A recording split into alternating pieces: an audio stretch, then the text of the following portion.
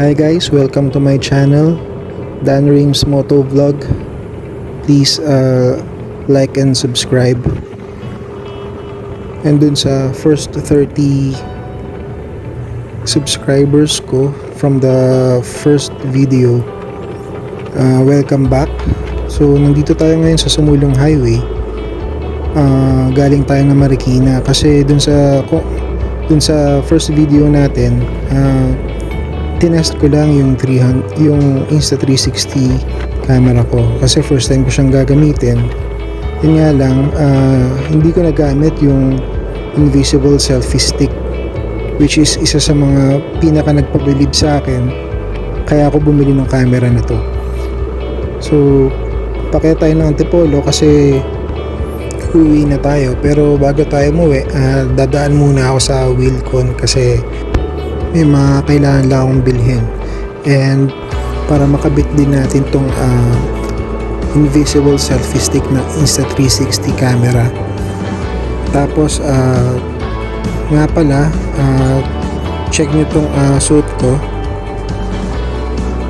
Max Badass Athletics. Shoutout nga pala kay G. Follow nyo sila sa Facebook, check nyo din sila sa Shopee, dami nilang merch doon.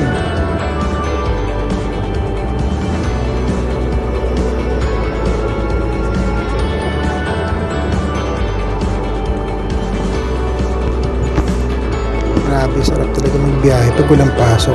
Tapos ganito pa yung panahon. Ganda ng langit. Oops. Dito na tayo ngayon sa may Fatima. Pakit na tayo sa packet ng Antipolo. Oops, may truck ng Pepsi.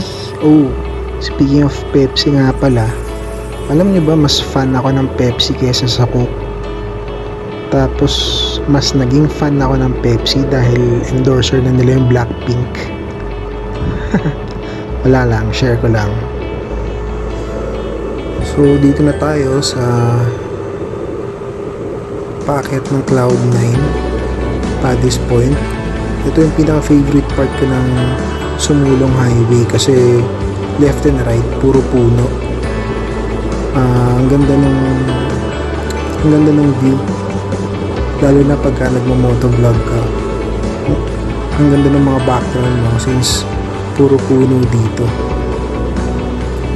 Ayan o, Paddy's Point sa kanan ko, kaliwa nyo. Tapos on my left, ayan yung Cloud9, pakiat din sa entrance nila. Eto, nakabili na ako sa Wilcon and nakabit ko na yung selfie stick.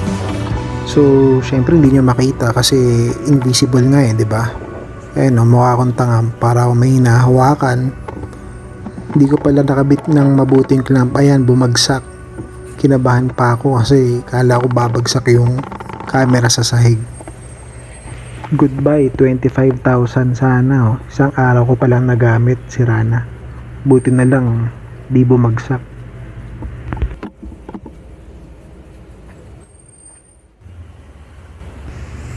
So yan, nahipitan ko na yung clamp. Uwi na tayo. And tatawid lang tayo. Ayan o, kung makikita nyo, nakakabit na yung selfie stick dyan. Hindi nyo lang makita kasi nga invisible. Isa yun sa mga feature ng camera na to.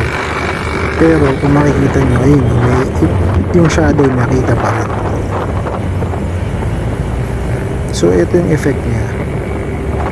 Para kang sinusundan ng drone or sumusunod ka sa drone, nakatutok sa'yo. So pwede mo rin ikot-ikutin yan. Tutok mo sa harap, tutok mo sa'yo.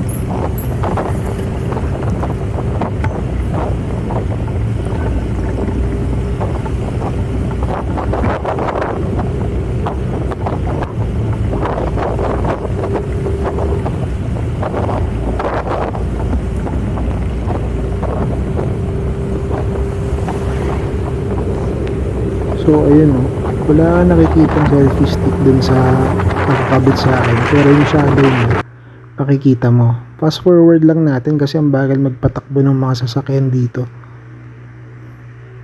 So, ayan. Ayan, oh. Kitang-kita yung shadow. Pwede maitutok sa harap mo, pwede maitutok sa'yo. Diba? Parang, ano, parang may kasabay na drone.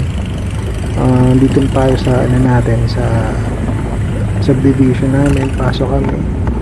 Boss! Yung tropa natin guard.